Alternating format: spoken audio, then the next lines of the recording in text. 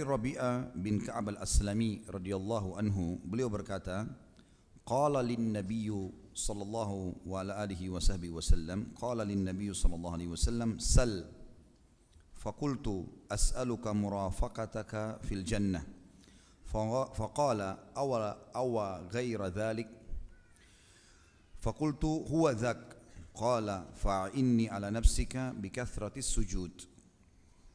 Rabi'ah bin Ka'ab al-Aslami radhiyallahu anhu, beliau berkata, Nabi SAW bersabda kepadaku, mintalah sesuatu kepadaku. Kamu apa sekarang? Sampaikan. Kata Rabi'ah radhiyallahu anhu, aku meminta kepadamu agar dapat menyertaimu di surga kelak, bersamamu di surga ya Rasulullah, berdekatan istanahnya. Maka Nabi SAW bersabda, apakah ada yang lain? Ada permintaan lain lagi selain itu? Maka aku berkata, hanya itu ya Rasulullah. Kalau itu saja sudah luar biasa. Maka Nabi SAW bersabda, bantulah aku untuk memenuhi permintaanmu itu dengan memperbanyak sujud. Hadis ini sahih diriwayatkan oleh Imam Muslim. Dan Imam Muslim meriwayatkan di nomor 353. Seperti biasa teman-teman sekalian, setiap hadis yang sedang kita bahas, kalau Allah mudahkan kita bisa mengambil faedah dan hikmah dan ilmu yang luas dari situ, maka kita akan sebutkan. Hadis ini mengandung banyak sekali hikmah dan ilmu. Yang pertama teman-teman sekalian, Nabi SAW di masa hidup beliau memberikan kesempatan kepada para sahabat untuk meminta sesuatu. Nabi SAW memberikan kesempatan para sahabat untuk meminta kepada beliau yang sifatnya dasarnya itu boleh dalam agama. Jadi permintaan halal. Apa saja walaupun mustahil di mata manusia, tapi dia dibolehkan secara syarak, boleh orang memintanya. Dan ini salah satu mukjizat baginda Nabi alaihi salatu wassalam.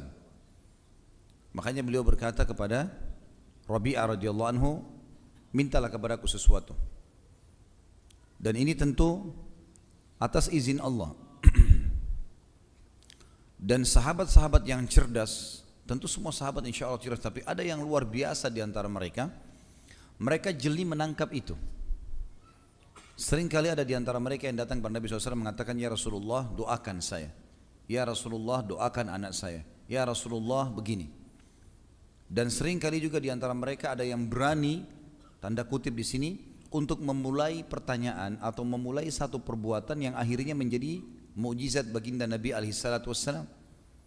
Seperti kasus di perang Khandak, ada sahabat yang dibawakan satu keranjang kurma oleh istrinya untuk dia makan, dan waktu itu muslimin lagi kelaparan, ada 1000 orang lagi menunggu di Khandak.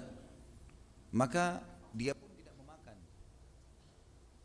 Dia pun tidak memakan itu. Tapi dia membawa keranjang tersebut ke hadapan baginda Nabi SAW. Lalu mengatakan, ya Rasulullah, istri saya bawain ini, silakan buat anda duluan. Maka Nabi SAW membuka jubahnya, ya, ada kain yang di atas pundak beliau, kemudian meletakkan di tanah, kemudian berkata kepada sahabat ini, letakkan kurmamu di sini, ditumpahlah. Begitu ditumpah kurma tersebut, lalu tiba-tiba menjadi banyak dan menjadi seperti gunung yang besar, dan seluruh sahabat akhirnya bisa makan kurma. Perilaku sahabat ini, tanda kutip, diikuti keberanian yang sangat besar untuk membuktikan mukjizat Nabi SAW. Dan terbuktilah pada saat itu. Begitulah pada saat Jabir bin Abdullah radhiyallahu anhu ingin mengundang Nabi SAW makan, dan akhirnya menjadi banyaklah, cukuplah seekor kambing untuk memberikan makan 1.400 orang pada 1.000 orang pada saat itu. Jadi memang ini mukjizat Nabi SAW, tapi ini hanya di masa hidup beliau SAW, dan hanya terjadi pada beliau. Ini perlu digarisbawahi. Kenapa? Karena para sahabat sendiri ridwanullahi alaihim yang merupakan manusia-manusia terbaik setelah baginda Nabi SAW tidak melakukan itu. Ya. Jadi tidak pernah ada orang datang kepada Abu Bakar, Umar, Uthman, Ali, Talha, Zubair yang terkenal sudah masuk surga, bawa kurma, kemudian tiba-tiba kurma jadi banyak. Tidak terjadi. Itu hanya pada Nabi SAW. Ini mukjizat kenabian. Ini pelajaran yang pertama. Dan mukjizat Nabi SAW ada banyak tentunya. Dirincikan oleh para ulama, ada yang menghitung bahkan sampai lebih dari 50 jenis mukjizat yang bisa terlihat dengan mata kepala para sahabat. Dari doa yang mustajab, turunnya hujan, memberhentikan hujan, menyembuhkan penyakit, membuat pohon berbicara, ya, kemudian mengalahkan orang-orang kafir secara fisik, bergulat seperti Rukana dan yang lainnya. Ini semua adalah mukjizat untuk membenarkan risalah beliau sallallahu alaihi wasallam.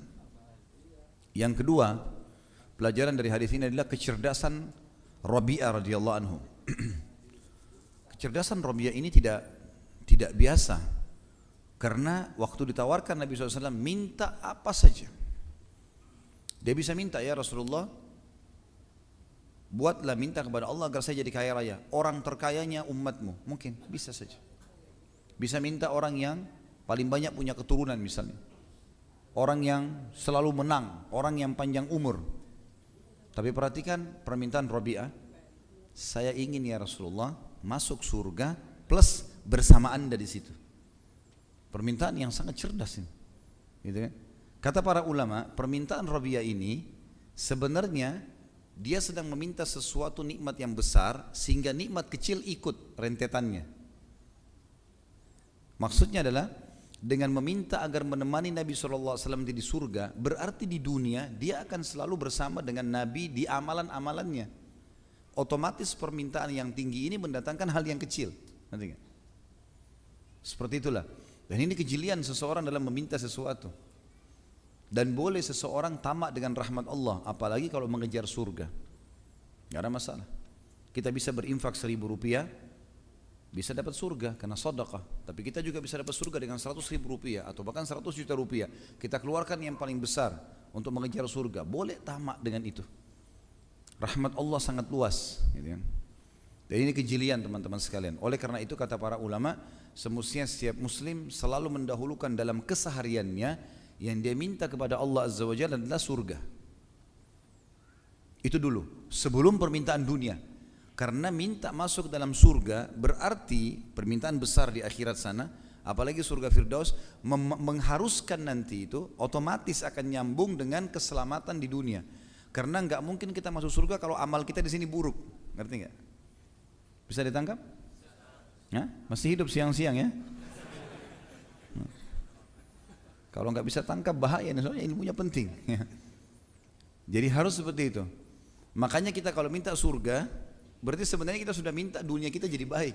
Karena enggak mungkin masuk surga tanpa baiknya perbuatan kita di dunia. Seperti itulah. Berarti Rabi'ah radhiyallahu anhu sangat cerdas di sini. Aku minta masuk surga ya Rasulullah bersama Anda. Bukan cuma surga biasa. Di mana Anda di situ, saya di situ ya Rasulullah, di sebelahnya. Surga para nabi-nabi. Berarti otomatis perbuatannya di dunia, nikmat-nikmat yang akan dia nikmati, semuanya nikmatnya para nabi-nabi. Nah, jadi sangat jeli di sini dalam memohon. Makanya Nabi SAW mengatakan, siapa yang memohon dalam kesehariannya surga 7 kali, riwayat lain 3 kali. Tapi kita berpegang pada riwayat yang 7 kali, karena ini lebih kuat, lebih sahih. Maka surga akan berkata, ya Allah, dia telah memohon agar masuk kepadaku, maka masukkanlah ia. Serta siapa yang berlindung kepada Allah dari neraka 7 kali dalam sehari, maka neraka akan berkata, ya Allah, dia telah berlindung dariku, maka selamatkanlah. Kita meminta dan surga merespon kita sekarang. Bahkan Nabi SAW mengatakan surga merindukan 3 orang, Bilal, Ammar, ya. Disebutkan nama-nama sahabat. Dan Ali, ini semua disebutkan bagaimana surga merindukan 3 orang sahabat ini radhiyallahu anhum ajma'in. Jadi surga ada dan merespon kita sekarang. Dan tahu itu. Sebagaimana juga neraka ada. Dalam sebuah riwayat yang sahih juga disebutkan bahwasanya neraka mengeluh kepada Allah yang Maha Tinggi dan Maha Murah, ya, atas panasnya, karena sebagian membakar sebagian yang lain, jadi panasnya ya, luar biasa dalam neraka. Maka Allah pun mengizinkan neraka untuk bernafas 2 kali.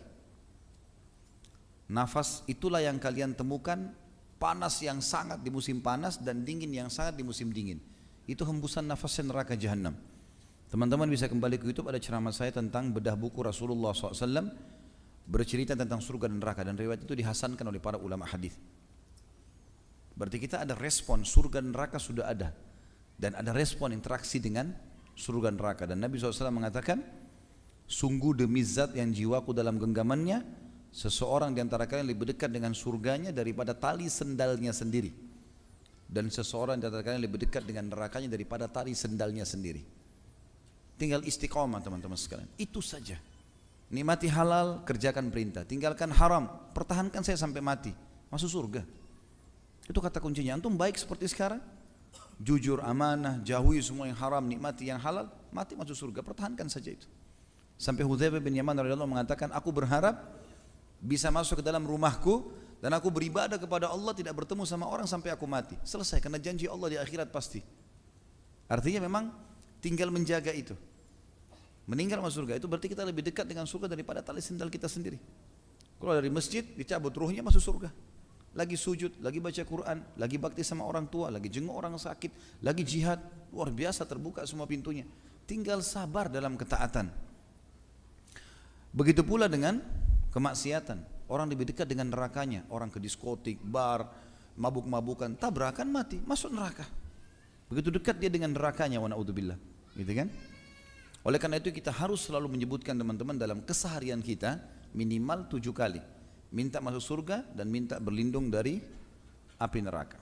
Ini pelajaran yang kedua yang kita ambil dari hadis. Tentu tadi yang pertama adalah mujizat Nabi SAW dan bolehnya atau dibukanya peluang bagi sahabat untuk meminta terbaik. Manfaat yang kedua tadi adalah kecerdasan sahabat Rabi'ah radhiyallahu anhu karena meminta surga, dan orang kalau minta nikmat terbesar maka nikmat terkecil akan ikut bersama yang besar itu. Ya. Mungkin kalau kita pasang jala untuk nangkap ikan, targetnya jala itu tangkap ikan paus, ikan-ikan kecil ikut semua kan? Seperti itulah. Nah, biasanya kalau menjelaskan masalah makanan cepat faham. Ya. Kemudian pelajaran yang ketiga, dan ini pesan baginda Nabi SAW dalam hadis, kalau itu permintaanmu, maka dukunglah aku agar permintaanmu itu Allah kabulkan dengan memperbanyak sujud. Makna memperbanyak sujud di sini kata para ulama, makna globalnya adalah semua sujud, sujud solat wajib atau sujud solat sunnah masuk dalamnya, sujud syukur, sujud tilawah, ya. Dan sebagian ulama mengatakan, dan ini pendapat yang paling kuat tadi yang pertama. Pendapat yang kedua, ulama mengatakan bahwasanya ini maksud adalah sujud-sujud solat sunnah. Karena sujud solat wajib udah pasti, udah diterima, itu insya Allah pahalanya besar di sisi Allah. Tapi solat sunnah ini dibutuhkan untuk menambah, gitu kan? Tapi Allah alam, pendapat pertama yang lebih kuat adalah semua sujud masuk di dalamnya. Artinya konsentrasi dalam solatmu, wajib, sunnah, kerjakan semua. Setiap ada berita gembira, sujud syukurlah. Setiap lewat ayat tentang sajadah, sujudlah.